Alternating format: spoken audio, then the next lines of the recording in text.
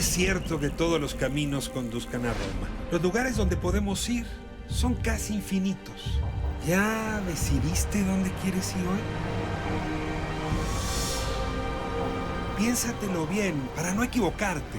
Toma en cuenta que el tablero de ajedrez ha cambiado. Hoy el rey se ha enterado que va desnudo. Y cuando el poderoso lo olvida, la verdad se encarga de desnudarlo. Hay que tener talento para pensar fuera de la caja, para combatir los prejuicios, los ajenos, pero sobre todo los propios. Cada quien posee una pieza única del rompecabezas. Por eso intentamos dialogar, para armarlo juntos. La palabra nos libera y la conversación nos empareja. Aquí no hay lugar común. Quizá un día la humanidad pueda terminar con las clases sociales, pero ciertamente nunca vamos a terminar con las clases espirituales. Y entre escritores así los hay, de distintas clases, y yo sí puedo decir que uno de mis favoritos en este país es Enrique Serna. Me da muchísimo gusto por eso tenerlo en No hay lugar común. Encantado, Ricardo, de estar aquí en tu programa. Feliz de compartir la conversación contigo. Y déjame comienzo con una primera pregunta sobre personajes que construyeron tu biografía. Si yo te esfuerzo a darme 3 nombres que hayan sido fundantes de quien eres hoy como escritor, ¿qué nombres me darías? Bueno, para empezar, mi madre, ¿no? Rosa Rodríguez Borrás, por su nombre de soltera, que yo me hice lector por imitación de ella. Ella era una lectora omnívora que leía lo mismo a los clásicos de la literatura universal que a los bestsellers del momento. ¿Taylor Cowell en su momento o qué leía? Sí, leí uno de Taylor Cowell, creo que una novela biográfica de Cicerón. Y pues yo por imitación le pedía que me suministrara libros, ¿no? Y así fue como me hice lector desde la niñez, y ya en la adolescencia empecé yo a buscar mis propias lecturas, ¿no? Me hice muy aficionado en aquel tiempo a la literatura fantástica. Y además ella me transcribió mis primeros cuentos, era la gran promotora de mi obra literaria, de modo que a ella me debo en primer lugar, ¿no? ¿Algo que tenga que ver tu padre con la escritura? Bueno, tengo una herencia además bien de mi abuelo. Mi abuelo era director de un periódico en Murcia, del Liberal de Murcia, y escribió también una obra de teatro. Y también escribió unas memorias, que por cierto le acaban de publicar en España, con un prólogo que yo escribí, cuando estuvo en un campo de concentración en Orán. Republicano él. Él era republicano, había sido magistrado también, y como magistrado había condenado a muerte a muchos franquistas. De modo que si se quedaba en España era muerte segura para él. ¿Cargas con el peso de ser heredero de republicanos en México? ¿Qué tan importante es para ti esa herencia? Bueno, mis padres se mexicanizaron rápidamente, llegaron aquí como a los 4 o 5 años, de modo que no padecieron ese desgarramiento que sí padecieron probablemente mis abuelos, ¿no? Pero el peso de la guerra civil sí estuvo en tu casa, sí fue conversación. Bueno, sí estuvo, porque muchos de los amigos de mis padres también eran hijos de refugiados. Es un tema que me ha importado mucho, lo he reflejado en mi obra. Le dediqué un cuento a mi otro abuelo, Eusebio Rodríguez Salas, que fue jefe de la policía de Barcelona durante los sucesos de 1937, que narró Orwell en su homenaje a Cataluña, ¿no? Y entonces yo quise narrar eso porque mi abuelo aparece ahí como un villano.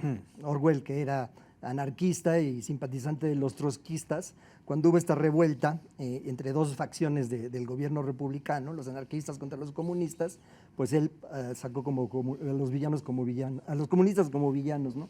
Pero bueno, yo traté de reivindicar un poco la memoria de mi abuelo, que estaba manco, por cierto, el Manco Rodríguez Salas, se quedó manco al poner una bomba en un banco de Tarragona. Vale. Que le estalló la bomba, en la época en que él era anarquista.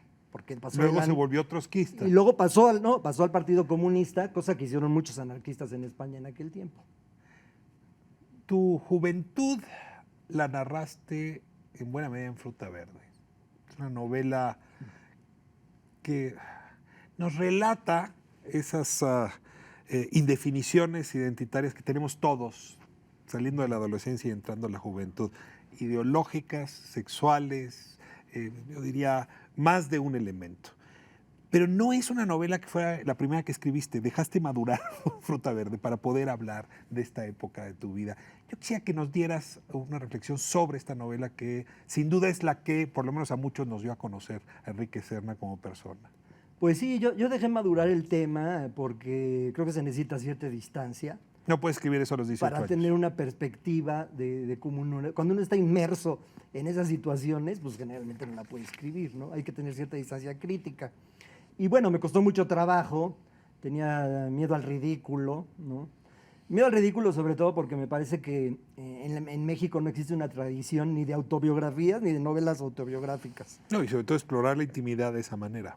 Hay ejemplos magníficos como el de Vasconcelos, por ejemplo, ¿no? Sus memorias de varios tomos, algunas de ellas para mí son novelas extraordinarias, de las mejores que se han escrito en México, ¿no? Tenía pluma Vasconcelos. Pero digamos que por lo general tendemos a escondernos, la gente cuando escribe autobiografías lo hace solamente para exhibir lo mejor de sí misma, ¿no?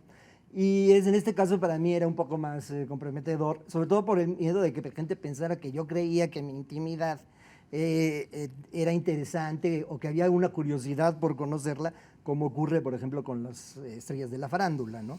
Yo sé que la intimidad de los escritores no le interesa generalmente a nadie, pero cuando uno trata de convertirla en literatura, el reto es tratar de hacer buena literatura con ella, ¿no? Carlos Olmos escribe el guión de Cuna de Lobos y tú eres también guionista, co-guionista de esa telenovela. Siempre ha sido un dato de tu biografía que me llama la atención. Es decir, que te hayas arrojado tan temprano a un guión y luego de una telenovela tan importante. Olmos en ese momento de tu vida. Bueno, claro, Carlos escribió Cuna de Lobos, los libretos son enteramente suyos.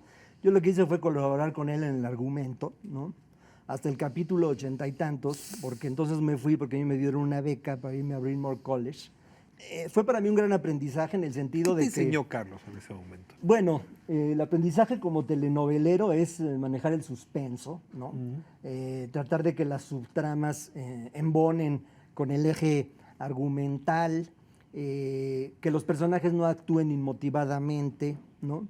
Y bueno, lo que intentábamos nosotros en esa época era hacer un producto artesanal decoroso dentro de un género para el gusto masivo, que suele recurrir demasiado a los refritos y a los cartabones de mercadotecnia, ¿no?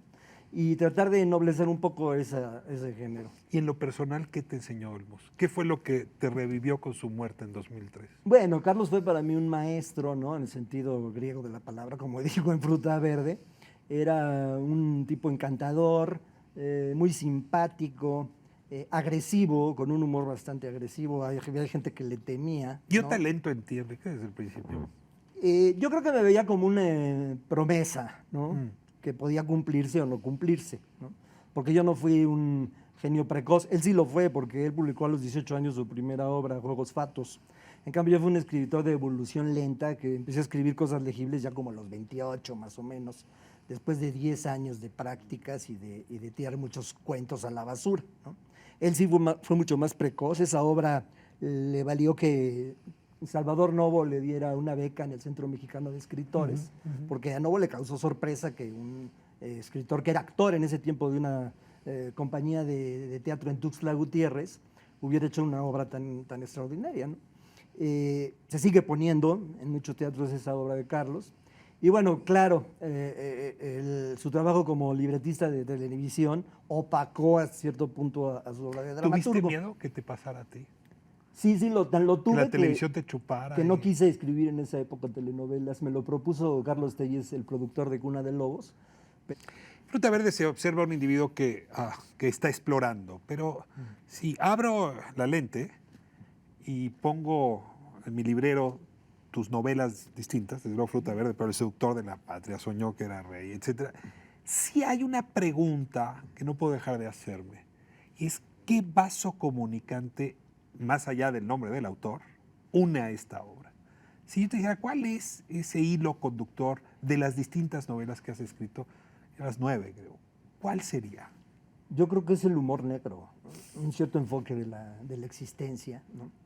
Que nos hace ver a veces la vida como una farsa grotesca, pero al mismo tiempo nos permite disfrutar con ella, ¿no? El humor negro es una manera de ver el mundo que nos hace transformar el dolor en placer, ¿no?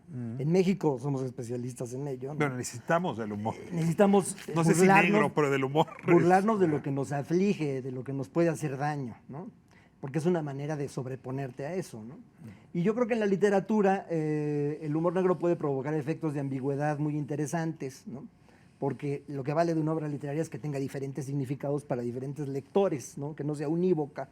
Y el humor negro, la ironía, ¿no? Es un riesgo, desde luego, porque a veces alguien puede estar expresándose irónicamente y el lector no lo capta.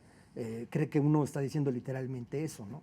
Te pongo un ejemplo. Por ejemplo, yo escribí en la jornada semanal en los años en que tenía ese suplemento Juan Villoro y escribí un artículo que se llamaba Disparen sobre el DJ, proponiendo la teoría de que los DJs se originaban en los tipos feos de las fiestas juveniles, ¿no? Que como no quiere ninguna muchacha bailar con ellos, se van al tocadiscos a poner, y que poco a poco, por el resentimiento que iban desarrollando. El argumento es de Cyrano de Bergerac, hombre, te pones a escribir cuando no te hace caso la novia, ¿verdad? Sí, se fue gestando su voluntad de poder hasta volverse los amos de las fiestas. Entonces decía yo que había que disparar sobre ellos como en esa película de Truffaut, ¿no? Le disparen sobre el pianista. Pero el Luis González de Alba, que en paz descanse y que tenía un bar gay, lo tomó como que yo estaba de verdad invitando a la gente a matar a los DJs. Y entonces me publicó una carta muy enojado ahí en la jornada semanal y yo les respondí diciendo, bueno, pues que había hecho una ironía, ¿no? Es como no te corrió Villoro, espero. No, gracias a Dios me sostuvo. Hay algo irónico en algunas de tus elecciones.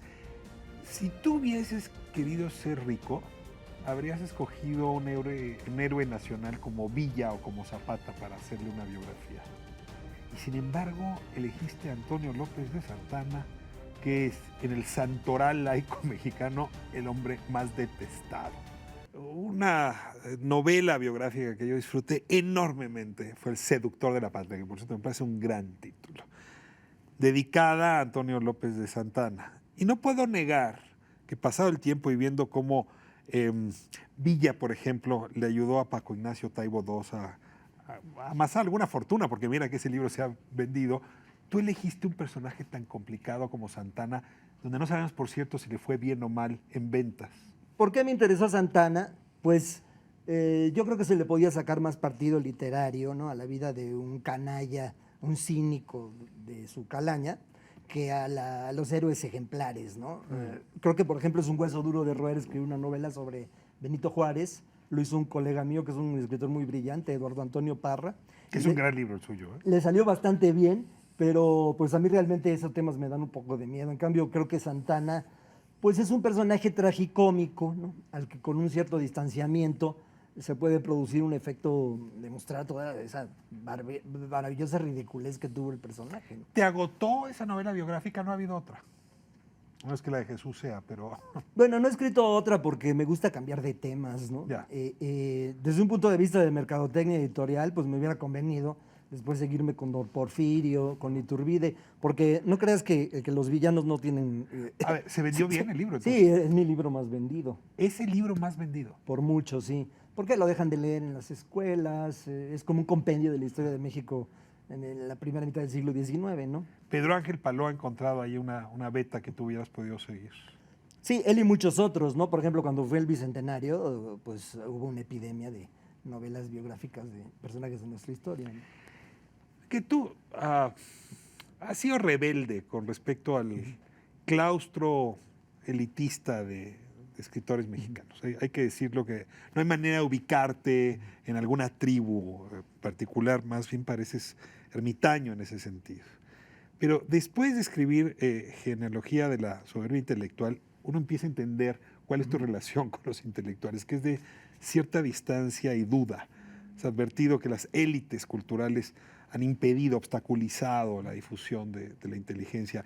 Yo quisiera que me ayudaras a entender las pulsiones que te llevaron a escribir este texto. Mira, fue la idea de que en muchas épocas de la historia los cenáculos han sido cofradías de mediocres. Uno tiene la idea de que siempre esos cenáculos son de gente muy exigente, autocrítica, en donde solo entra literatos de la mayor valía. Pero los la, mejores de la especie. pero la historia de la cultura demuestra lo contrario, ¿no? ¿Qué tanta soberbia intelectual ves en México? Yo creo que en México está muy contaminada por la burocracia cultural, los sellos de prestigio. Por ejemplo, el Premio Nacional de Letras y Artes tiene que ser otorgado porque diferentes instituciones promuevan a un escritor. No puede venir, digamos, de una revista, de una editorial o de un grupo de lectores simplemente. O sea, tiene que ser todo a partir de instituciones, ¿no? Entonces yo creo que de ahí... El poder te Exacto. da el espaldarazo, te pone la espada como caballero medieval para decirte si vale o no la pena tu obra. Exacto, yo creo que a partir de ahí todo eso está muy viciado, ¿no? El hecho de que los escritores dependan de la aprobación de 4 o 5 colegas para obtener becas, premios y todo eso, hace que los escritores dependan más del juicio de sus colegas que el del público, que creo que es el que debería de tener la última palabra en todas estas cosas, ¿no? El intelectual en otras geografías goza de tomar distancia con el poder, presume su distancia con el poder. En México esa es una mala presunción. Hay que estar cerca del poder. El intelectual necesita, quiere estar cerca del poder. ¿Será por esto? ¿Por el tema de los premios? ¿O por Esto ha ido cambiando, ¿no? A ver. O sea, era peor, obviamente, en la época de oro, del PRI, ¿no? En donde todos los escritores estaban, tenían que ocupar puestos importantes, ¿no? Muchos de ellos fueron secretarios de Estado. Donde Agustín Gorostiza, Yáñez, Torres Bodet. etcétera, ¿no? Otros en el servicio exterior, ¿no? Porque Hoy era no es prácticamente el necesario. único camino, ¿no? Yo creo que ya no tanto, ¿no? Hay Tú has otras- vivido como intelectual al margen del poder. pues sí, teniendo que dedicarme a este tipo de oficios de escribidor, ¿no? Como son la telenovela, las biografías de ídolos populares, la publicidad, cuando era muy chavo. Pero creo que es algo necesario esa distancia, ¿no? Porque lo que creo que en México es que se producen prestigios falsos de escritores que se quieren dar una importancia que la comunidad lectora les ha negado. ¿Podrías dar nombres? ¿Te quieres hacer de enemigos en este Mira, programa? yo creo que ya tengo suficientes, ¿no? A ver, hubo gente que se enojó mucho con ese libro. Hay quien llamó el Mein Kampf contra la intelectualidad, que me parece una exageración, francamente, pero sí hubo un ataque muy fuerte a ese texto tuyo sobre la genealogía de la soberbia intelectual. ¿Por qué? ¿Por qué enojaste a tantos? Bueno, yo te aclaro al principio que esta no es una diatriba en contra de los intelectuales en bloque, ¿no? Es un ensayo Sería contra pegarte un tiro en cierto el pie. tipo de intelectual, que es el intelectual que en vez de querer transmitir ideas o emociones en su obra, quiere reafirmar su superioridad sobre la gente común, ¿no? Que esa es, digamos, su principal obsesión. Y eso me parece muy perjudicial porque yo creo que en lugar de polarizar la alta cultura de la cultura popular, hay que ir cerrando esa brecha, ¿no? Porque la cultura popular no está divorciada de la alta cultura, se fecundan mutuamente, ¿no? Pero cuando eso ocurre, entonces se crea esa polarización que es nefasta para la difusión de Me las ideas. encontré recientemente un texto de Newt Gingrich, este líder republicano muy cercano a Donald Trump, y abrí el capítulo 3, está dedicado a los IGs. ¿Qué es un IGI?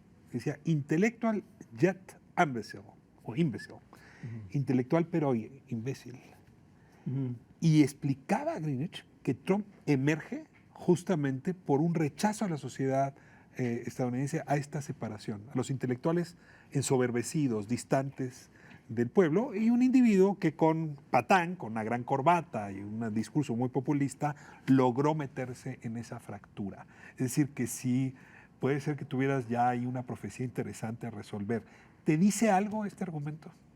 Bueno, yo creo que la elección de Trump refleja en Estados Unidos un hartazgo con respecto a algunos dogmas de la corrección política y al poderío que han tenido en las universidades de Estados Unidos y del primer mundo en general, pero creo que más característicamente en Estados Unidos, ¿no? A mí me parece que la contracultura de los años 60 quiso tomar como feudo a las universidades, se volvió dogmática, ¿no? Y yo creo que gran parte realmente de los estudios de género, de los queer studies y de todo esto, pues realmente están produciendo cantidades tremendas de chatarra, ¿no?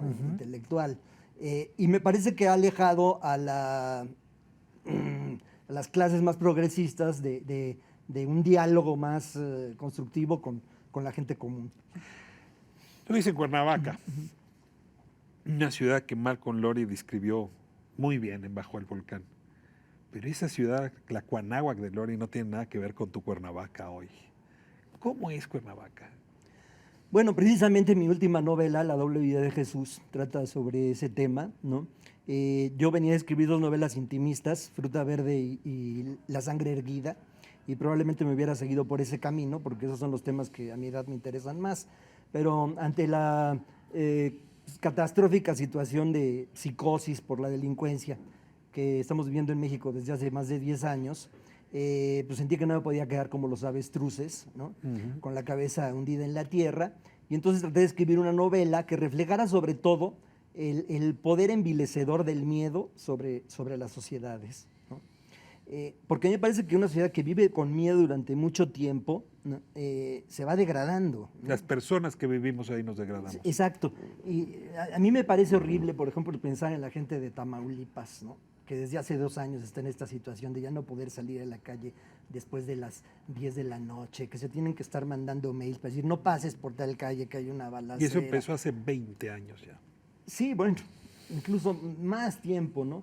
Entonces, bueno, yo creo que la novela lo que puede aportar, que no hagan los reportajes que existen, algunos de ellos estupendos sobre este estado de pavor a la delincuencia, es ver cómo se articula la vida pública con la vida privada, ¿no? Cómo repercute una esfera sobre la otra. Y eso es lo que yo traté de hacer en esta novela. Déjame cerrar con una serie de preguntas rápidas, lo primero que te venga a la cabeza. ¿Tu palabra favorita? Crítica. La palabra que más detestas. Coadyuvar. Es una época esa, sin duda. ¿Qué es lo que más te desagrada? La pedantería.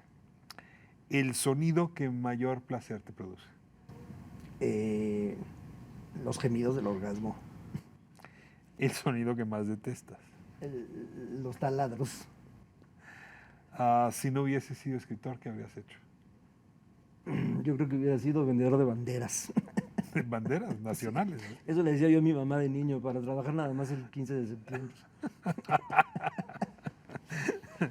Podrías seguir el 16 también. ¿Crees en Dios? Pues creo que en la actualidad soy agnóstico. O sea, sí y no. Fui ateo de la adolescencia en adelante, pero en los últimos años ciertas experiencias que me hacen pensar que podría existir una divinidad. Bueno, un día te vas a ir de este planeta y quién sabe a dónde vas a ir a dar, pero concédeme esa solución. Al lugar donde llegues puede salir Dios, te va a abrir la puerta. ¿Qué te gustaría que te dijera? Bienvenido a la orgía, ¿no? que fuera un paraíso como el de los musulmanes, ¿no? Con muchos placeres sensuales. ¿Prefieres vírgenes entonces? Bueno, no necesariamente. No hay lugar común contigo. Te agradezco mucho, Enrique. Un placer Hasta tenerte luego. aquí. No hay lugar común todos los sábados, 7 de la tarde, ADN 40. Gracias por acompañarnos en este programa.